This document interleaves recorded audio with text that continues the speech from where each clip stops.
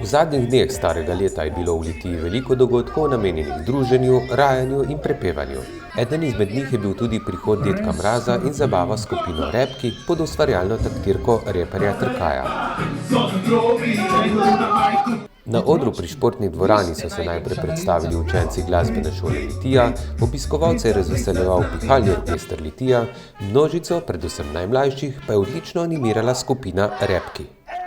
Najprej najlepša hvala vsej Litiji, ki je danes prišla in ki posluša in ki podpira Repke. Tukaj imamo vedno neverjeten in fenomenalen odziv.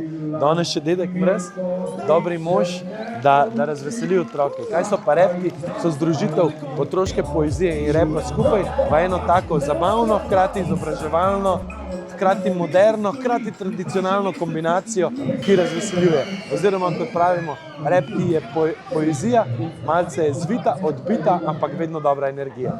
To je to. Proti koncu pa je na oder prišel tudi stari dobri dedek Mraz. Otroci so takšni, kot so vsi otroci. Radi se igrajo, so prijazni in sprejemajo vse ljudi. In takšne imam rad.